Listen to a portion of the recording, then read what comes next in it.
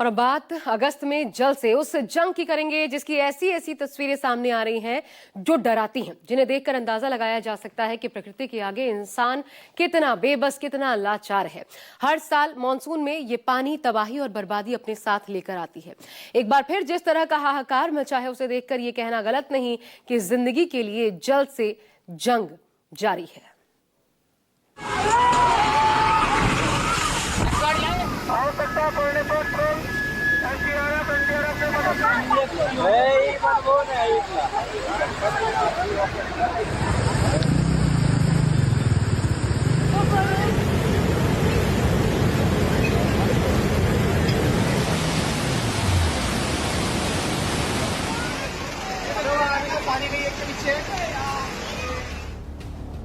आसमानी आफत ने किया पस्त, तबाही का दूसरा नाम अगस्त।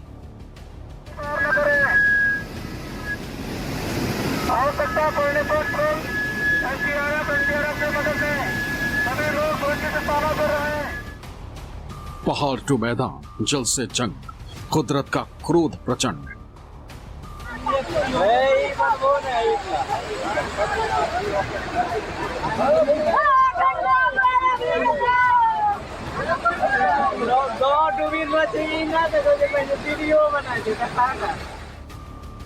यूके में उत्तरकाशी टू देहरादून, यूपी बिहार में बाढ़ अफलातों।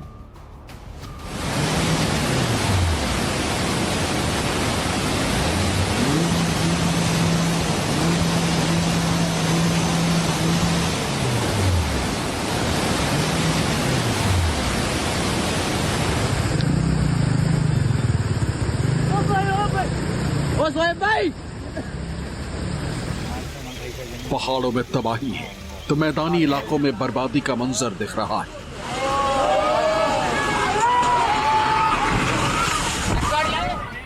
इन दिनों जिस तरह से भारी बारिश हो रही वो रिकॉर्ड तोड़ रही। मौसम विभाग कह रहा है कि उम्मीद नहीं, बदरा ऐसे बरस रही जैसे आफत लेकर आए।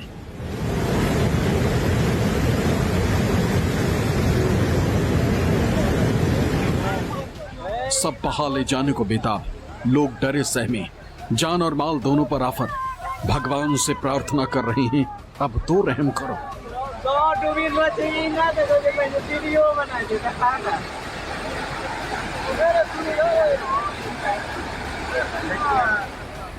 तस्वीरों से अंदाजा लगाना ज्यादा मुश्किल नहीं है कि इस वक्त देश भर में क्या हाल है।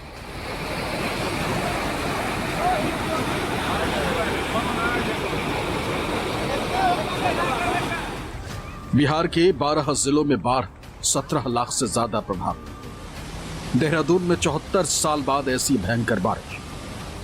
केदारनाथ यात्रा 14 अगस्त तक रुकी। उत्तराखंड, असम समेत 6 राज्यों में रेड अलर्ट। यूं तो ये पूरा साल ही तबाही का ऐसा सितम लेकर आया है जिसने आधे से ज्यादा हिंदुस्तान को अगस्त आते आते त्रस्त कर दिया।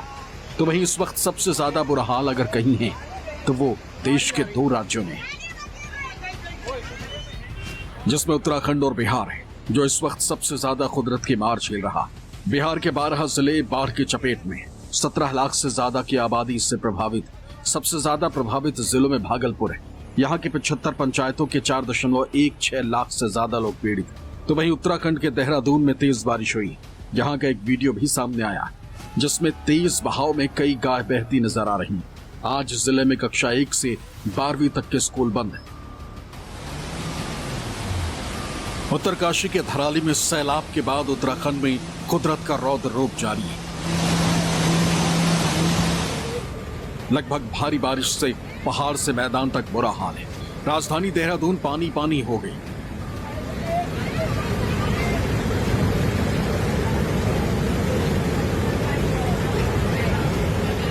सोमवार को दून में बारिश ने 74 साल का रिकॉर्ड तोड़ दिया। लगता है पानी का बहाव उस तरह की है सारा। पिछले 24 घंटे में देहरादून में 200 mm बारिश हुई। 1951 के बाद दून घाटी ने ऐसी मूसलाधार बारिश देखी।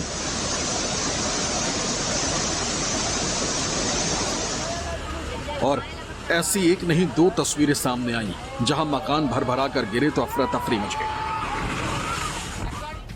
दूसरी तस्वीरें देहरादून के तपोवन और सोंग नदी के किनारे पर बने मकान का पुख्ता करने के बाद पूरा मकान पल भर में पानी के सैलाब में बह गया।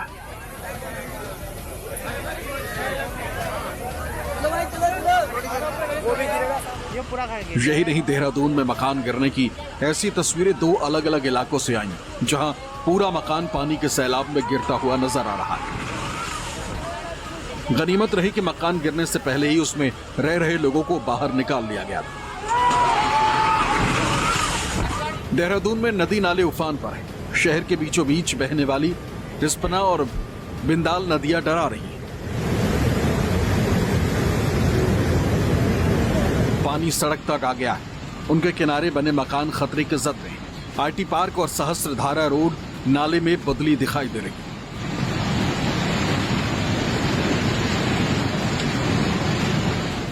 सोशल मीडिया पर वीडियो वायरल है। मालदेवता में भी बुरा हाल है। कभी जिस देहरादून में नहरों के जाल के कारण बरसाती पानी नहीं रुकता था, वहां अब रिहायशी इलाकों में पानी डूबे हुए।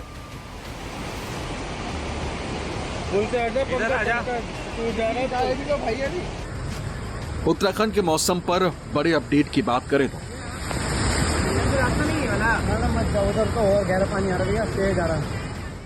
केदारनाथ यात्रा 14 अगस्त तक स्थगित की गई। बारिश से बद्रीनाथ और यमुनोत्री हाईवे भी बंद। हरिद्वार, देहरादून, टिहरी, पौड़ी, नैनीताल, चंपावत, उधम सिंह नगर और बागेश्वर जिलों के कुछ स्थानों पर मूसलाधार बारिश का रेड अलर्ट। बाकी जिलों के लिए ऑरेंज अलर्ट जारी। अगले 4 दिनों तक पूरे राज्य में तेज बारिश की चेतावनी। उत्तराखंड में आसमान से बरसने वाले पानी ने आम जनजीवन को जकड़ लिया है। बादलों के कहर, पहाड़ों से मलबा, नदियों का उफान और मौसम विभाग का अलर्ट अब डराने लगा है। आगामी 3 दिन तक लगातार बरसात होने के चलते केदारनाथ यात्रा पर भी फिलहाल ब्रेक लगा दिया है। कुदरत का जब कहर बरपता है तो ऐसी तस्वीरें सामने आती। ये देहरादून की तस्वीरें। टपकेश्वर मंदिर के पास दरिया बह रहा, ऐसा दरिया जिसमें सब कुछ बहा ले जाने की बेताबी। यहां तमसा नदी उफान पर है। किनारों को काटकर तमसा शहर में प्रवेश कर रही कि किस तरह नदी जो है वो पूरे उफान पर यहां पर बह रही।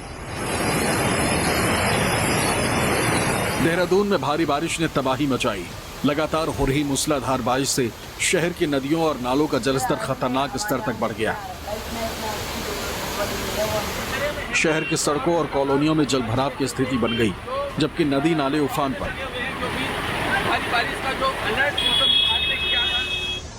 मसूरी के पास जंगलों में बादल फटने की आशंका जताई जा रही, जिससे देहरादून के नदी नालों में बाढ़ जैसी स्थिति उत्पन्न हो गई और सड़कों पर पानी का तेज बहाव देखा जा सकता है। वहीं हिमाचल प्रदेश में भी कुछ ऐसे ही हालात बने हुए हैं, जहां सबसे ताजा तस्वीर लाहौल स्पीति से आई। चंद्रभागा नदी का जलस्तर इतना बढ़ गया है कि जोबरंग पुल के ऊपर से पानी बहने लगा। शिमला में भी बारिश दिन ब दिन परेशानी बढ़ा रही। अलग अलग इलाकों में 4 से अधिक गाड़ियां लैंडस्लाइड और पेड़ गिरने से क्षतिग्रस्त हो गई। कई घरों को भी नुकसान पहुंचा। शिमला आईएसबीटी के पास पांजड़ी में एक बड़ा पेड़ गिर गया, जिससे घर के गेट और आंगन क्षतिग्रस्त हो गए।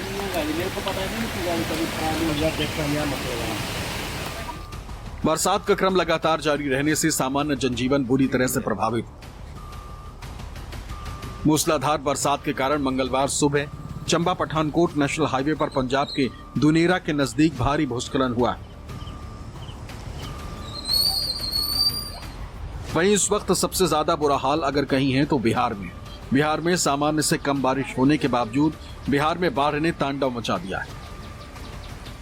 कई जगह जहां तक जिला प्रशासन ने कहा है कि कम्युनिटी किचन, सामुदायिक किचन चलाई जा रही है, ताकि जो लोग बाढ़ में फंसे हुए हैं उनके लिए कम से कम कुछ खाने का व्यवस्था हो जाए। और वैसे लोगों को, रुकिएगा जरा, बतियाते हैं आप लोग से।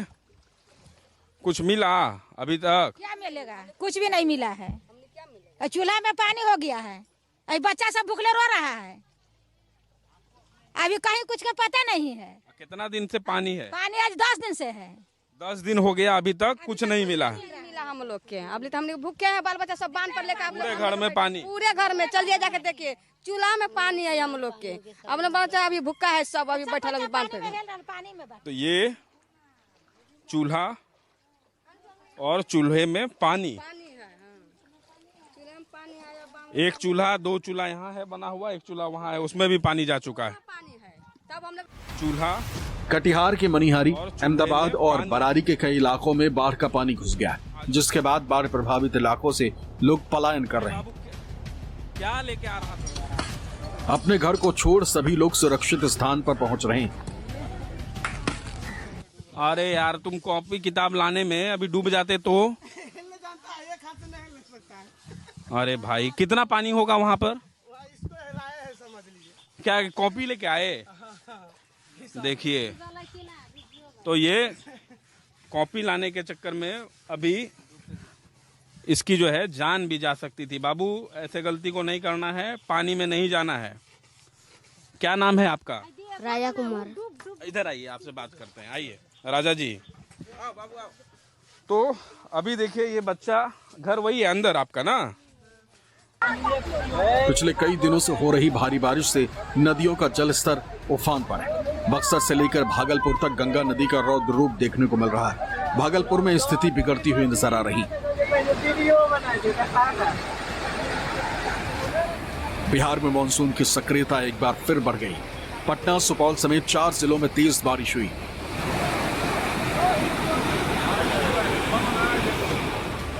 कई जिलों में सुबह से बादल छाए हुए।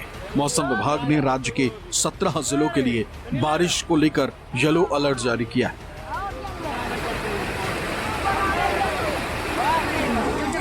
विभाग के अनुसार अगले 1 हफ्ते तक प्रदेश में बारिश की संभावना। उत्तराखंड से अधीर यादव, हिमाचल प्रदेश से राजेश शर्मा, बिहार कटिहार से प्रिंस गुप्ता, भागलपुर से निर्भय चौबे के साथ ब्यूरो रिपोर्ट, न्यूज़ 24। पहाड़ों पर मौसम की मार इतनी भयानक है कि उत्तराखंड के धराली में महातबाही आई और 8 दिन के बाद भी आपदा खत्म नहीं हुई है। लगातार मौसम खराब है तो वहीं रेस्क्यू ऑपरेशन भी लगातार जारी, और इसलिए धराली से आई ग्राउंड रिपोर्ट में देखिए तबाही की एक एक तस्वीर।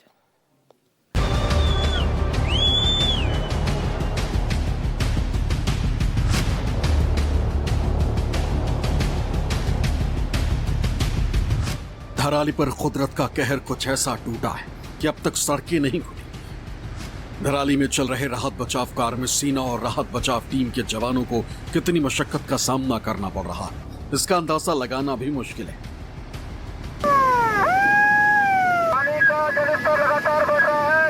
सभी लोग सुरक्षित स्थानों पर चले जाएं। सभी लोग सुरक्षित स्थानों पर रहें। अनावश्यक नदी पार न करें।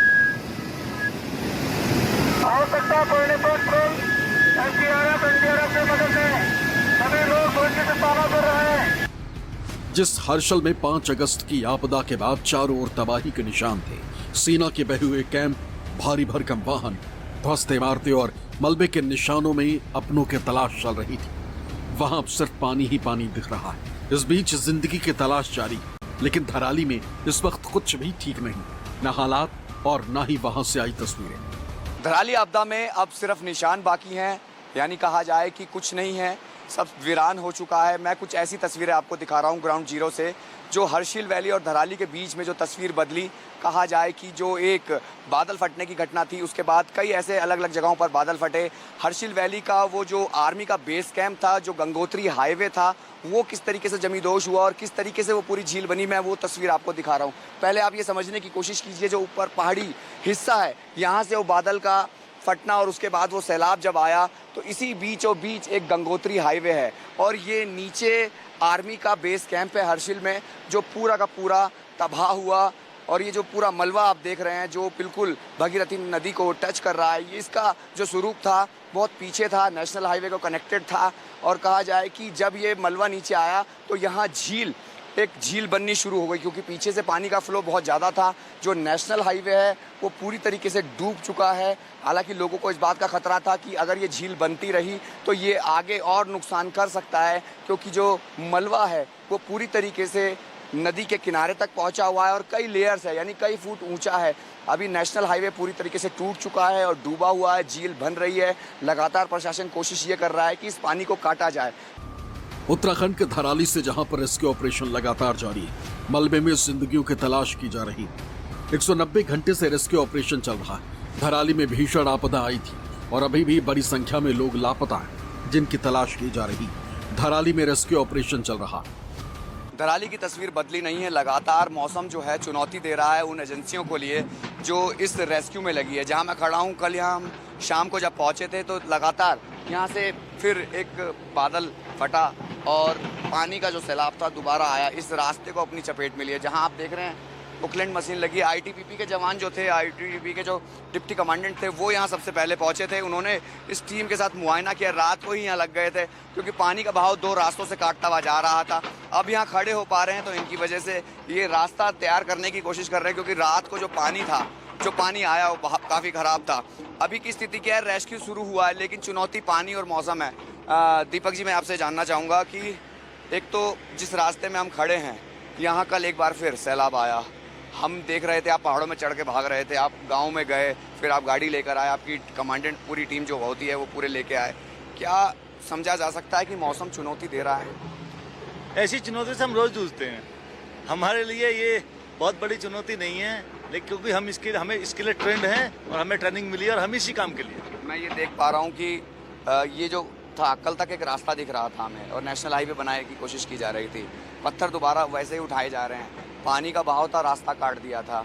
क्या आपको लग रहा है कि इसमें वक्त लगेगा, क्योंकि पानी और मौसम? बहुत ज़्यादा वक्त नहीं लगना है। हमें उम्मीद है अगले 3-4 दिन में बहुत जल्दी हम इसको थ्रो कर देंगे। मलबे के बीच जिंदगी की तलाश काफी मुश्किल है, क्योंकि ये मलबा कई फीट ऊंचा है। बड़े बड़े पत्थर दिखाई दे रहे। जिंदगी की आस कम है, लेकिन फिर भी सीना लगातार जुटी हुई। मुखवा जो गांव है जहां से वीडियो बनाए जा रहे थे, मैं वहां से एक बारी आपको दोबारा एक तस्वीर दिखा रहा हूं। सर्च ऑपरेशन दोबारा शुरू हुआ है। आप ये देख रहे हो, सैटेलाइट एक ओबी वैन जो आर्मी की है वो काम कर रही है और एसडीआरएफ, एनडीआरएफ के जवान आपको दिखाई दे रहे हैं। अब नेशनल हाईवे गंगोत्री आपको दिखाई दे रहा है, इसको बनाने की कवायद शुरू हुई है। पहले हाईवे को कनेक्टेड करना जरूरी है, क्योंकि रोड कनेक्टिविटी जरूरी हो जाती है। उसके अलावा जो आप तस्वीरों में देख रहे हैं, ये जो पूरा सैलाब है, जो मलबा है, जिसने पूरी इस त्रासदी ने पूरी जिंदगी, यानी लोगों की जिंदगी बदल दी। यानी जो आपको खाली अब मैदान सा दिख रहा है, सुनसान जो वीरान है, यहाँ पहले होटल्स, रिजॉर्ट और कहा जाए कि सेब के बागान हुआ करते थे। लोगों की आवाजाही थी, टूरिस्ट थी, खिलखिलाता था ये बाजार, लेकिन अब पूरा वीरान हो गया। खीर गंगा से